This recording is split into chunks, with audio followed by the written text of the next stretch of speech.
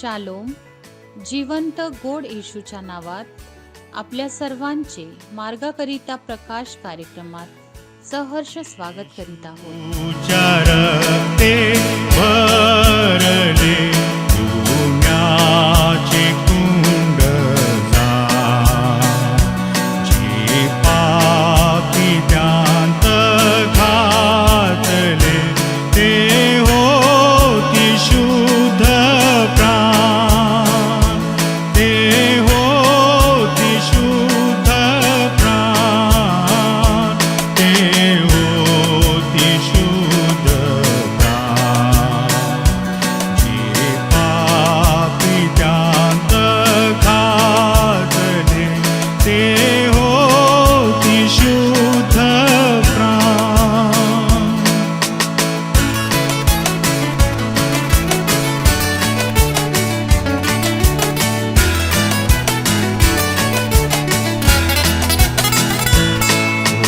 खांबी मरणारा चोरट्या मुळे हर्षला तिनीची माझा दोष घोर पुसेल सगळा, पुसेल सगळा, पुसेल सगळा.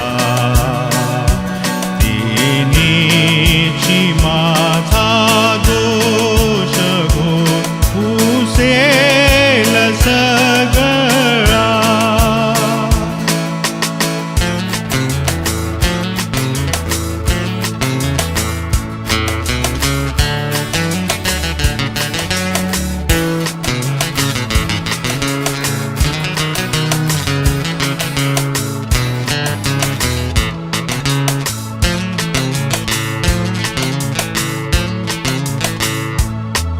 हे प्रभु तुझे रक्त मोल कधी न संपणार.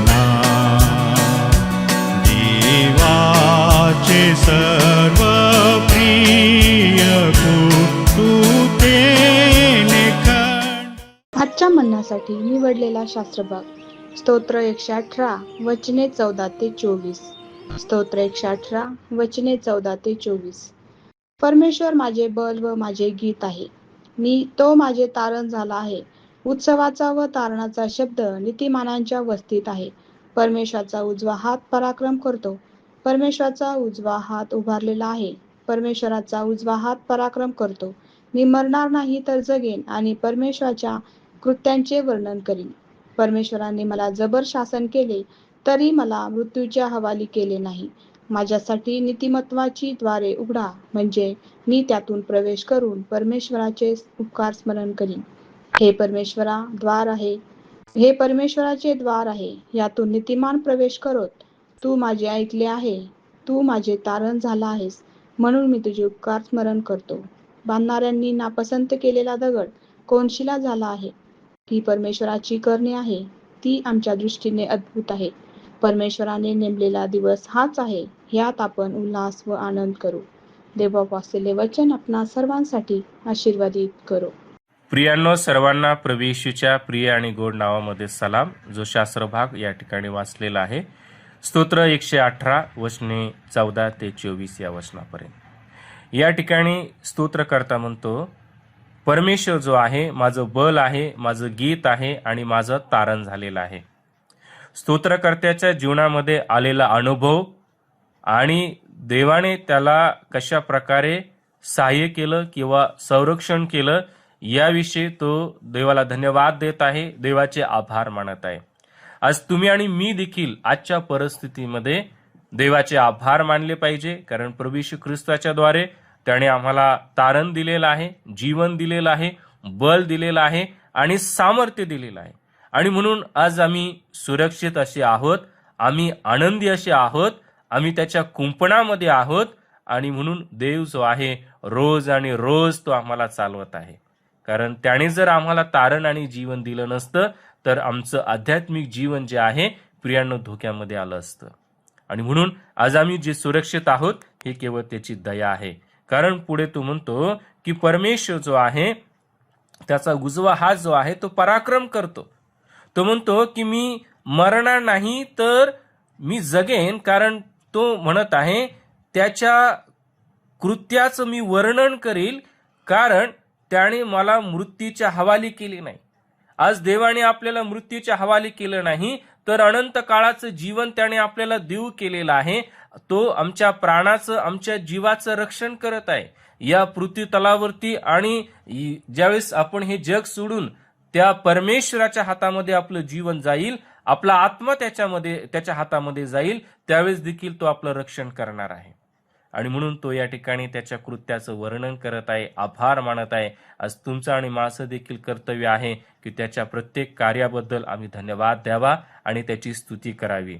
पुढे तो म्हणत आहे की जो बांधणाऱ्यांनी नापसंत केलेला दगड आहे तो कोनशिला झालेला आहे. या ठिकाणी प्रभू येशू ख्रिस्ताविषयी हे स्तोत्र जे आहे किंवा ही वचनं जे आहे दर्शवित आहेत, त्याच्या कार्यासंबंधी दर्शवित आहे. कारण त्याने स्वर्गाचं सिंहासन सोडलं आणि संपूर्ण मानव जातीसाठी या पृथ्वी तलावरती आला. तो यरुशलेम मध्ये आला आणि प्रियांनो तो इस्रायली लोकांसाठी आला, परंतु त्या लोकांनी नाकारलं. पण तोच जो दगड आहे, जो नाकारलेला आहे, तो मंडळीचा, देवाच्या घराचा तो कोनशिला झालेला आहे. आणि म्हणून ज्या वेळेस जे लोक नाकारतात प्रियांनो, त्यांना तारणाचा अनुभव मिळत नाही, खऱ्या जीवनाचा आनंद मिळत नाही. आज अनेक असे जे लोक आहेत, आध्यात्मिक नेत्र त्यांचे आंधळे झालेले आहेत, परंतु ज्यांना तारण आणि जीवन मिळालेलं आहे ते लोक आनंद आणि उल्हास करत आहे. आणि तुम्हाला आणि मला संधी मिळालेली आहे की आम्ही आनंद आणि उल्हास करावा. म्हणून या ठिकाणी स्तोत्रकर्ता म्हणतो की परमेश्वराने नेमलेला दिवस हाच आहे, यात आपण आनंद आणि उल्हास करू. देवाने तुम्हाला मला तारण जीवन दिलेलं आहे, आमच्या पापांची आणि अपराधांची क्षमा केलेली आहे, आमचे लाखेसारखे पाप त्याने त्याच्या पवित्र रक्ताच्या द्वारे धुतलेले आहे. आणि म्हणून आम्ही नित्य देवाला धन्यवाद द्यावा किंवा त्याची स्तुती करावी, हे आमच्यासाठी खूप अगत्याचं आहे.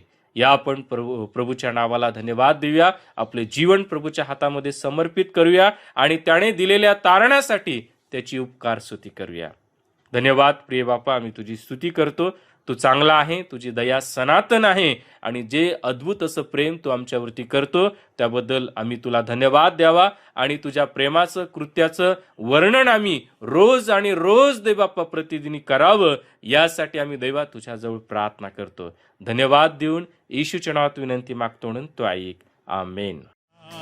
जगात राहता करी नस्तवनी व प्राणंती सोडिता अनंत गायनी अनंत गायनी अनंत गायनी व प्राणंती सोडिता अनंत गायनी. त्याप्रमाणे तुमचा प्रकाश लोकांसमोर असा पडू द्या की त्यांनी तुमची सत्कर्मे पाहून तुमच्या स्वर्गातील पित्याचे गौरव करावे. आपल्या प्रार्थना विनंत्या कोणत्याही वेळेस विश्ववाणी प्रार्थना केंद्राला टोल फ्री नंबरद्वारे कळवू शकता. आमचा टोल फ्री नंबर 1800-2700-333. आम्ही आपणासाठी या नंबरवर प्रार्थना करण्यास उपलब्ध आहोत. धन्यवाद.